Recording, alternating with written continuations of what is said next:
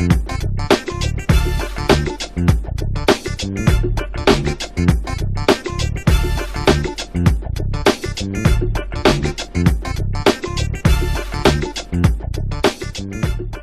folks, Roland Martin here with Be Woke Vote and also Roland Martin Unfiltered. Today is November 20th, 2018, and we are broadcasting live from Jackson, Mississippi. Of course, here we are, what's up? All right, y'all pointing to me. Okay, cool. Sorry, folks. Of course, we are here covering the Mike Espy race for the United States Senate. Huge day today, of course. He is going to be debating tonight against Republican incumbent Cindy Hyde-Smith. Election day is 1 week away, just 1 week away. And we, of course, here are at the Marriott, where there's going to be at 11 a.m. local time, noon Eastern, 11 a.m. Central. There's going to be a prayer rally. Ministers from all across Mississippi will be here on behalf of Mike Espy. And joining us right now is someone quite known in these parts. He is the mayor of Jackson, Mississippi, Chauffeur Lumumba. How you doing? I'm doing well, brother. Right. Doing well. Glad to be in your city. It is my pleasure to have you here, brother. All right. The first thing I want to start off with, we do have some breaking news. Walmart has announced that they want their donation back from Cindy Hyde-Smith as a result of the public outrage over her public hanging comments. Just your thought about them making that call today. Well, I would commend them for that step. That's one step further than she has made for herself. After being made aware of the repulsive and offensive nature of her comments, which is more concerning than even the comments themselves, is her failure to acknowledge the insensitivity of them. And so to simply cast it away as an over-exaggerated phrase isn't sufficient. If I told you that I was gonna meet you on the moon, then that's an exaggerated phrase. But in a state that has the biggest and the history of having the most lynchings in this country, in a state where we still have present day circumstances where lynchings are a matter of concern, to have the song of Nina Simone, Strange Fruit Hanging from Mississippi Trees, all of those things do not make an exaggeration in this space. And when you, of course, she then said, well, that was a statement about, holding someone in personal regard. And I'm going, I don't quite recall hearing that statement anywhere. I've heard lots of different statements, not that one, by saying that if that person invited me to a public hanging, I'll be happy to be on the front row. Yeah, that isn't anything that we use in my family or any circles that I am engaged in. And so it is an offensive, repulsive statement, and her failure to acknowledge that simply shows the type of mentality she would be returning to Washington with. One of the things that has been quite interesting as I have talked to people, and I've seen this on social media as well, it's amazing to hear black folks say, Mike Espy has no shot whatsoever. And certainly understand the history of this state, understand it's a very red state, understand that, but it comes across as this complete defeatist attitude, as if there's just no way possible, it will never happen, when we can go back to folks in Virginia saying the exact same thing about Douglas Wilder, folks saying the exact same thing about Senator Barack Obama when he ran. There are people who run for mayor of certain cities, the exact same thing has happened. Can you speak to that in terms of trying to get black folks in this state to realize that if you look at the hardcore numbers and then black folks vote their power, it could actually happen? Absolutely. I would actually suggest that as we see elections in Florida, we see the Stacey Abrams election in Georgia, and very proud of the efforts that both of those individuals gave. I would argue that a black candidate winning a statewide office in Mississippi, by its demographics alone, that Mississippi is a space where they could be even more viable. And so it requires that we speak to people's issues, that we speak to their concerns. And I believe that this is a very important election, and I believe that Mike can win it. If people get out, if people understand and vote their interest as opposed to just party lines. I would challenge someone in Mississippi as we're, seeing Cindy Hyde-Smith and a Republican Party beating the drum about a border wall, I'd ask someone in Mississippi, when was the last time that immigration was your problem? You've been the poorest state as long as I can remember, and no immigrant has taken your job. If it was your job, they couldn't take it in the first place. And so when we're talking about a candidate in Mike Espy who talks about health disparities, a very real circumstance in Mississippi, that's speaking to your interests. When you see a candidate who has experience in agriculture, being the former Secretary of Agriculture, and can talk about incentives for poor farmers and people who are trying to make the very best out of that type of economy, that speaks to your interests. And I hope that people vote their interests as opposed to just party lines. And that's one of the things, when you talk about interest, we saw this in North Carolina. Reverend Barber talked about being at a parade, and he said a white man, redneck, came up to him, Confederate flag draped around his neck, but with a tear in his eyes, telling Reverend Barber, who was then, of course, head of North Carolina State Conference of the NAACP, thanks for fighting for our hospitals. Because what happened was all these white folks in rural North Carolina, when North Carolina Republicans refused to expand Medicaid, hospitals start shutting down. Yeah. Same thing is being faced here in Mississippi. And so how do you think, how do you get white voters in Mississippi to not say, oh, first black guy, two Democrat, but to say, wait a minute, our health care sucks. We might want to sit here and listen to the candidate who's going to be addressing whether or not we can go into a hospital. Yeah. Yeah.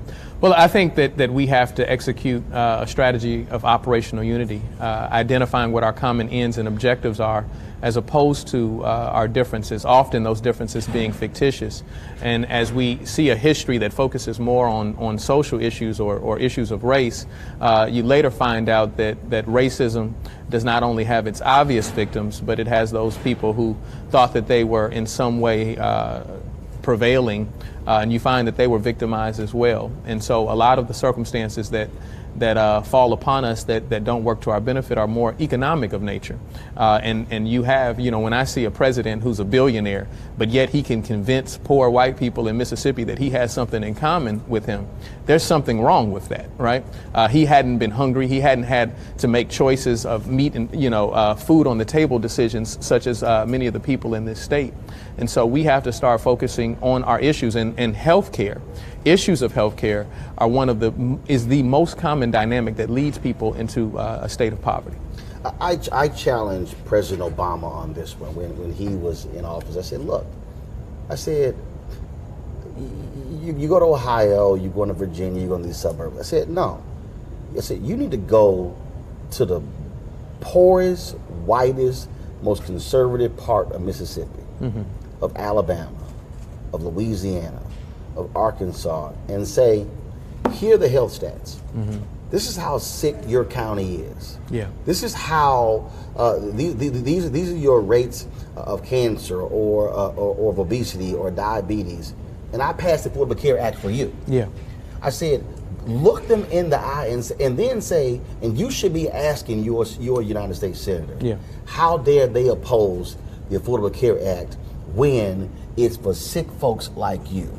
And I never understood why the Obama administration, why the president would not make that direct in-your-face appeal. Because see, I think as long as we have these discussions to black folks, to Latinos, but we don't challenge poor white folks, sick white folks directly on these issues, then you're going to continue to see folks act as if that, oh no, this is not for us, it's for them. Yeah. Well, I think anytime we fail to make an appeal to communities or to individuals, then we give them reason for saying that they dissented against us. And so I think to your point, Mississippi, change in Mississippi represents change in the nation, because if we can create progress right here in the belly of the beast, then it says something for all of the other communities that are suffering from similar conditions. And so I think it is important that you come in spaces like Mississippi. I think that we've had a Democratic Party that has taken the perspective that Mississippi is a certain red population and a certain red constituency, and there's no need to go there. You have a Republican Party who feels that it's already in the bag, and so there's no need to focus on the issues of people in the state. And so the more that we speak to those people's concerns, identify where they're struggling, and make that real appeal, then I think that can lead to some significant change. When you talk, so healthcare is one issue, obviously, that jumps out. You mentioned the issue of agriculture. What other critical issues do you think separates and shows how distinct these two candidates are? Well, if you're looking at students, Mississippi, Jackson, for instance, is really a college town. We have 40,000 college students. Talking about addressing the cost of education and student loans is a significant issue. Mike and I have talked quite significantly about an infrastructure bill that he'd be willing to propose when he makes it to the Senate. That is a significant issue for a city like Jackson, which has a $2.5 billion infrastructure problem.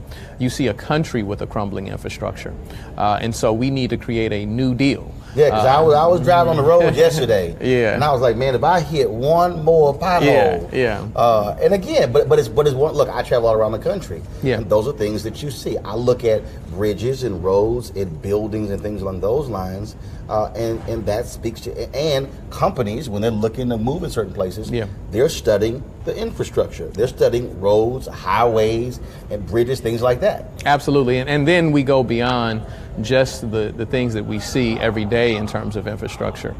You need to ensure that communities have safe drinking water. That is a part of the infrastructure that supports people, and that's not a mere luxury. That is a necessity, and so there needs to be a serious focus on those type of things. And so I believe that Mike is more than just a candidate that looks like us. He's a candidate that thinks like us, and that's the type of person that we have to put in office. Trump is going to be in this state on Monday, holding 2 rallies for Cindy Hyde-Smith. And to your point about folks thinking that, let's write this thing off. I tweeted the other day.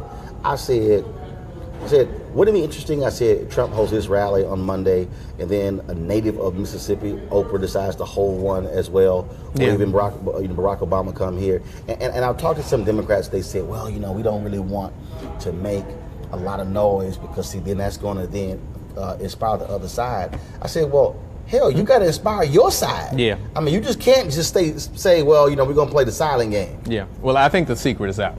I think that people know that there's a campaign, and so being reserved about what our ideals are and what our values are, I don't think that is the route to take. And so I think that people are looking for someone who is bold enough to speak to their circumstance, bold enough to say, hey, Trump, the issues of talking about creating this border wall, that doesn't change conditions for people in Mississippi. When you're talking about all of these things which are distant realities from the circumstances and the quality of life and the conditions which people are living in, that we need someone to call that out. And so I think that it's important that Mike be there to say, listen, these are the things that are affecting you. The issue of health care is affecting you. The issue of cost of school is affecting you. The issue of infrastructure is affecting you. And be willing to look at a more unified approach to how we solve conditions and look at operational unity in this state. When you look at black politics, we see a different focus today in terms of the type of folks who are running. When you look at the previous generation of black mayors, whether it was Hatcher, Jackson, Berry, Coleman Young, they were operating in a different world, a world that was just coming out of the 1960s. You're talking about late 60s, early 70s. Stokes also in Cleveland. You had strong affirmative action programs when it came to contracts, when it came to airports, things along those lines. And I get a kick out of hearing people ask the question, well, where's the black agenda of these politicians? And so as someone who's a mayor, can you make a specific black agenda And what do you say to the people, or do you say, no, it has to be an inclusive one? And what do you say to the black folks out there who say, well, unless you give me a specific black agenda, I'm not going to bother voting? Yeah. Well, I think that you have to acknowledge it and make it clear to people that it's not just an illusion, the issues of race. When we consider the history of this country, we find that something hasn't gone wrong in terms of race. Racism is America's original sin.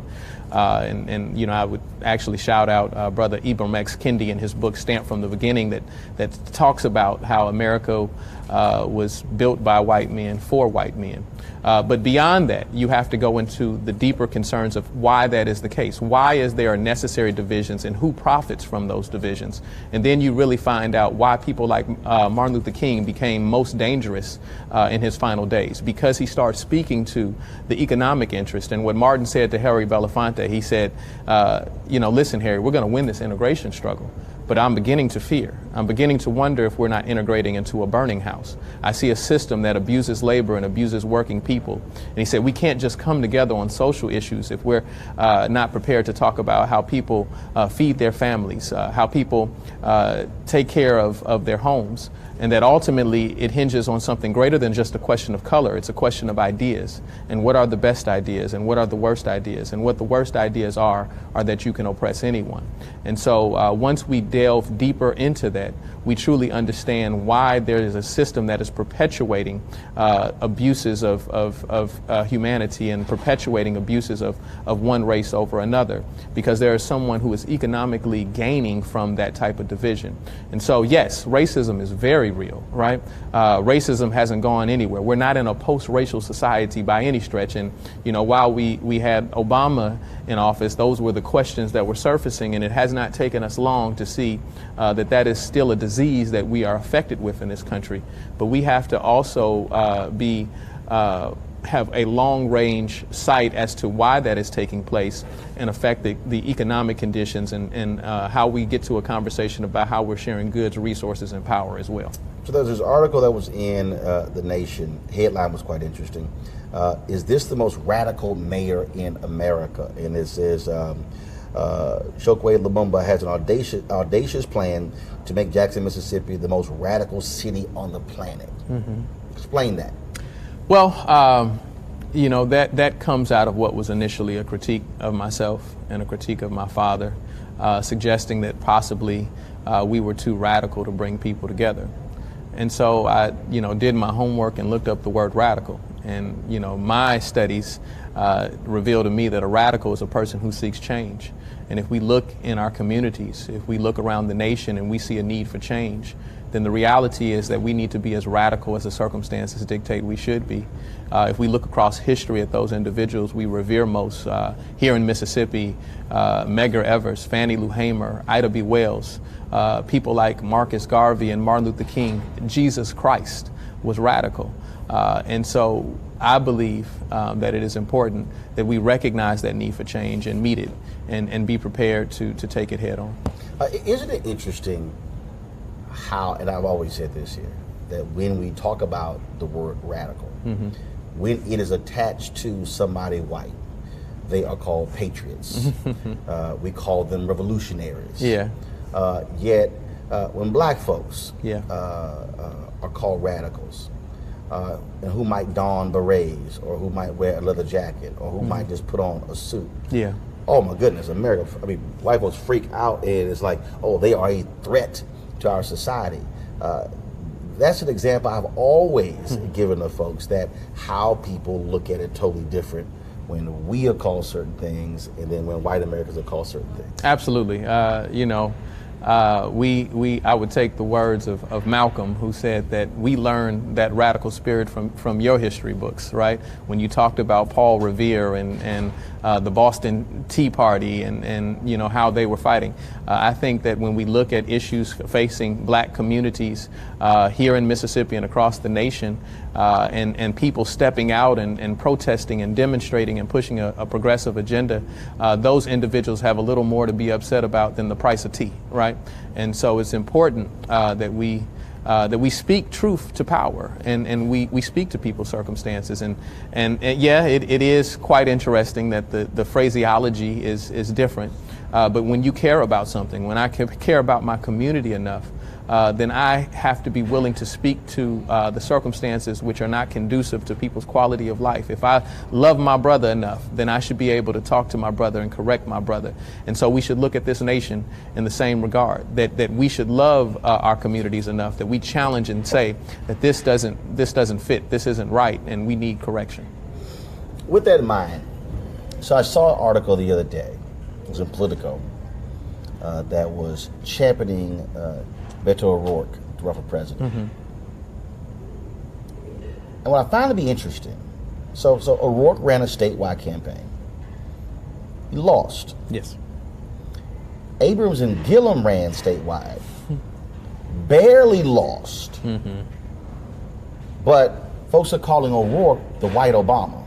Mm-hmm. And I'm trying to understand, again, I just want to get your thoughts on this, how this idea that, well, O'Rourke should run for president who lost, but as if an Abrams or a Gillum isn't in the conversation. Yeah. Well, I think that, the most difficult person to challenge is yourself, right? And so I think that we see a Democratic Party that needs to challenge itself as well and look introspectively and realize those inequities in how they view certain elections. They both are, all of the campaigns that you mentioned are campaigns where Democrats were able to put up strong opposition in strong Republican territory. And so I don't know that I'm the one to tell you what their analysis is that somehow differs from how Stacey Abrams or a Andrew Gillum differs from Beto O'Rourke. Yeah. But I just think it speaks to, again, one, folks in my business who are in charge of the framing, in charge of the elevating, and how he has just energized folks across the country. In fact, I ran to a young brother, and I think it was during Howard's homecoming, and who was challenging me about why O'Rourke should run for president. And I said, you do know there are a lot of people who've actually won statewide races that he has to go up against. Yeah. I said, so it's not as simple. This guy was like, well, who else is there? And I'm going, you might want to pay attention to the folks out there. I said, whether it is Kamala Harris, whether it's Senator Kamala Harris, Senator Cory Booker, Senator Elizabeth Warren, Senator Bernie Sanders, you have others who've jumped out there. I think we're going to have anywhere from 12 to 15 people who are going to run as well. But that's what, when I saw that article, I said, wow. So all of a sudden, oh yeah, go ahead and run for president, as if you don't have black candidates who electrified people, who fired them up, and who also made a huge impact in this election cycle. Yeah.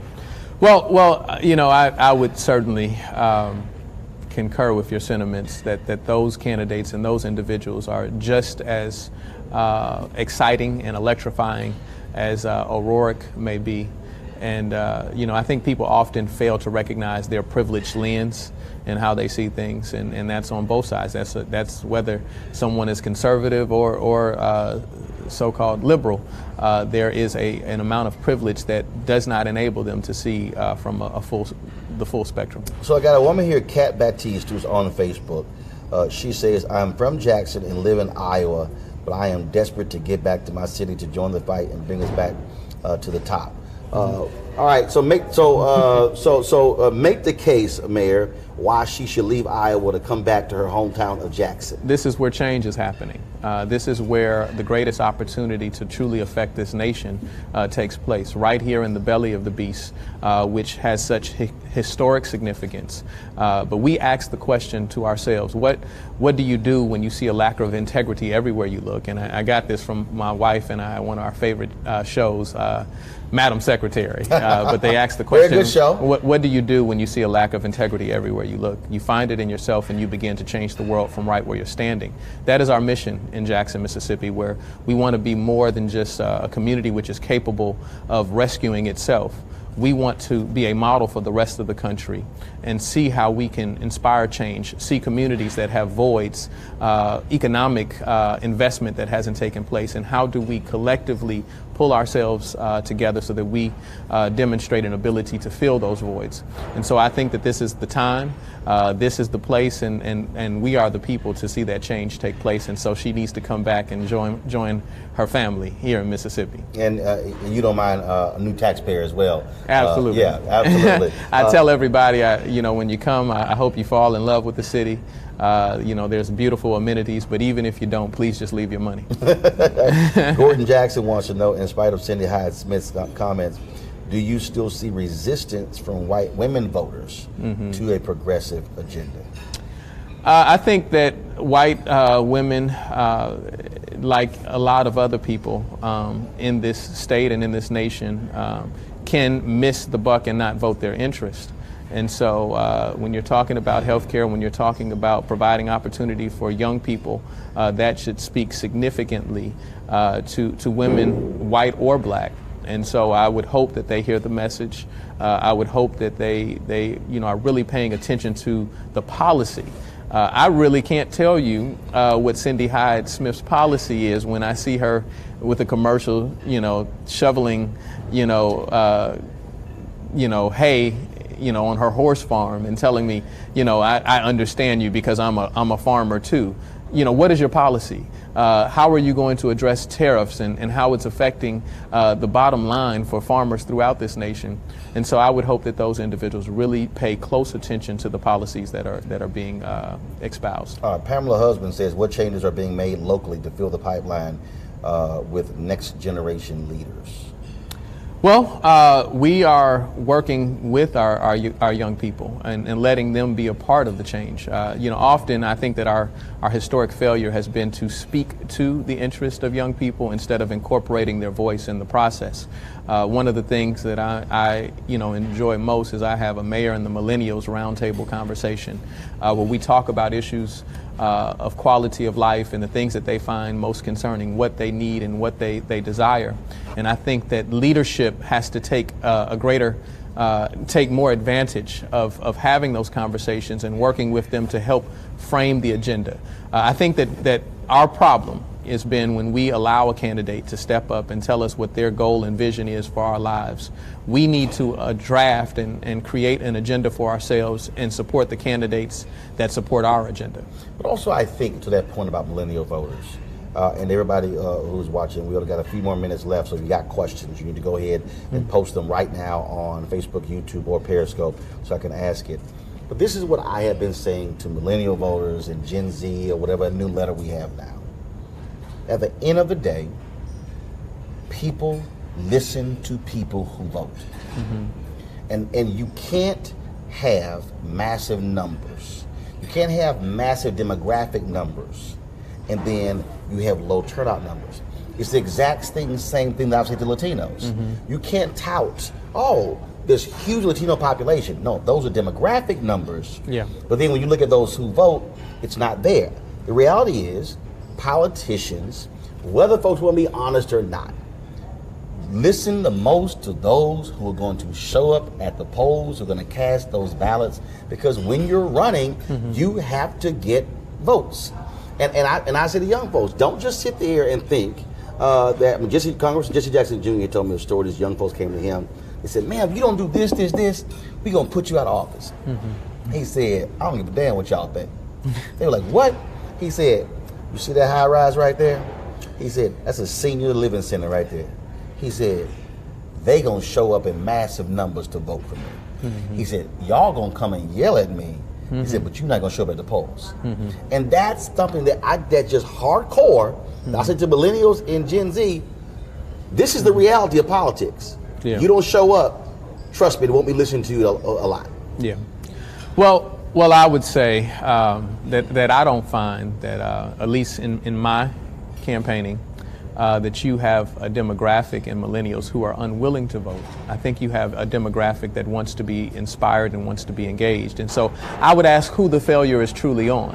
If we haven't done the significant or the important outreach to to speak to their concerns and to bring them into the fold, then that's something. And we want elections where everyone's voice is heard, where everyone has an ability to weigh into the process.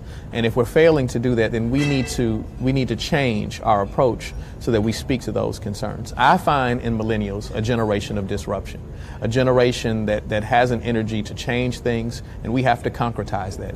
We have to take it from a mysterious and mystical place and organize it in a way that truly brings about the substantive correction that we want to see. And so the more we engage millennials, the more inclusive they will be in the process. And I think that it is incumbent upon people who are in positions of leadership to make them feel that they are part of something and not on the periphery. Well, it's also why I say to them, you got to take stuff over. I mean, Reverend Jackson made this point when he spoke this summer to the National Association of Black Journalists.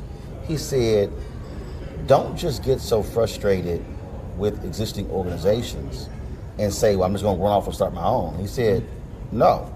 He said, take it over. I think about Nikema Levy-Pounds in Minneapolis. Young folks there felt the NAACP chapter there wasn't doing enough. They didn't just say, okay, fine, we're just going to go start some other organization that had no infrastructure, that had no resources, that had no history. No, what they did is they saw how many votes it took, went in, signed their own people up, went in and took over the entire chapter of running their own people. And to me, I see the exact same thing in politics. Yeah. That if you are a millennial voter, if you are Gen Z, if you believe that there's something else there, don't just say, you know what, I'm going to sit this thing out. No, say, okay, how can I mobilize and organize my own folks to say, we're going to take this thing over? Yeah. And because we saw that in Birmingham, where you did it. You had a generational battle there, and you had the mayor there, Woodfin, who went against good friend of mine, went against bail. Yeah. And people said, man, what's wrong with you? He's an established leader. He said, no, nobody has a lock on these positions. Yeah. And what happened? Yeah. He beat them. Yeah.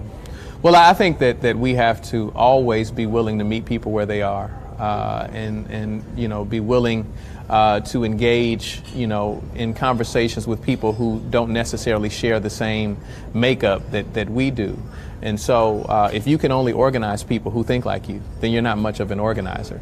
You have to be able to organize and have conversations with people who are of different ages, different political backgrounds. And so I think that is an important thing to do. My father encouraged me to be a part of organizations that I may have had some political dispute with some of their historic positions, but at the same time entering into those allowed me to meet people where they are, learn something, and then also it suggests something about us, a certain kind of political elitism or revolutionary elitism, that you think that you have it so figured out that you can't learn from someone else. And so I think that's always a bad position to take if you feel that you can only achieve progress by starting a new organization. Now, sometimes circumstances call for a new entity, but you often have to place yourself where people are, where organization has already taken place. In the South, you have to go into the churches and places of worship and meet with people and talk to them and express your differences of opinion. I think that's an important process. Last question. Obviously, folks will be getting ready for 2020. I have made the argument that I believe I believe someone who has been a mayor should run for president. And the reason I say that is because I believe that a mayor has to deal with issues far different than someone who has been in the U.S. House or somebody who's been in the U.S. Senate. I think that the same reason why we've had historically governors who've also who run for president and actually won. And so with that being said, not who's your favorite, but are there 2 or 3 mayors who you think could make a strong run and a strong case for president? I'll fall short of an endorsement at this time. No, not endorsing. Not endorsing, but just thinking about mayors out there. Because when I went on ABC this week, I threw out Mitchell Andrews' name. And I threw out there, I said, somebody who's a former lieutenant governor, somebody who, mayor of a city, I said, has had to deal with infrastructure issues, majority black city. As I went through this whole deal, I just think that mayors present a different set of expertise that I think, frankly, folks who are in Congress? Yeah. Well, I think that the vantage point of a mayor, as you properly recognize, is different.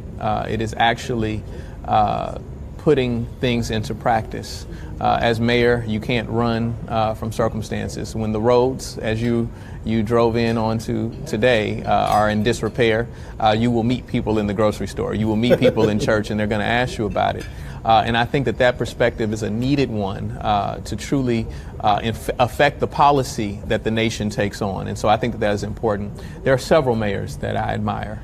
I've had the opportunity to meet mayors from all around the world. Which ones do you admire? I admire Michael Tubbs, Stockton, California. Randall Woodfin and I are good friends. I admire Steve Benjamin in Columbia, South Carolina, who is the president of the U.S. Conference of Mayors. There are so many that I like what they are doing. There's an exchange of ideas. I'm a bit shy of naming too many because you inevitably leave somebody out. But those are people that I like what they're doing. I like their willingness to step out and fight for what they see as being important. All right. Mayor Lumumba, we certainly appreciate you sitting down with us and having this conversation. Glad to be back in your city and certainly look forward to coming back next time. Happy to have you here, brother. Happy to have you here. Folks, everybody who's watching, don't forget the runoff in Mississippi is going to be on, the election is on November 27th, 1 week from today. But also absentee balloting ends on November 24th. Folks are going to be coming. I've talked to different groups. Folks all over the country are going to be coming into town trying to inspire, encourage others to get out there and vote. If you know folks, and you do, you got family who are from this state, then I want you to pick that phone up to call them, text them, hit them on social media to tell them they must go out and vote. Because, of course, that's one of the things that we have to emphasize, that one of the ways we are able to impact our society is with the power of our ballot. But let's just be perfectly clear. Voting is the end of one process and the beginning of another. And so not only do we have to vote, we also have to be engaged with those very same people after the election is over, even if the candidate we want doesn't win, because we are still constituents. And so we want to emphasize that for everybody out there who is watching. So please don't forget that. I want to thank the folks with Be Woke Vote for making it possible for us to come down to Mississippi to cover the Mike Espy race. And we look forward to more of our conversations. If you have missed our previous interviews, I want you to go to our YouTube channel, youtube.com/Roland S. Martin. You can catch those interviews, including with Derek Johnson, CEO of the NAACP, also with a member of the Panhellenic Council, and we took a tour of the office where mngr Evers worked here in Jackson, Mississippi, and so you definitely want to see that as well. Okay, folks, for everybody, Roland Martin Unfiltered, we surely appreciate it. Thank you so very much, and we shall see you next time.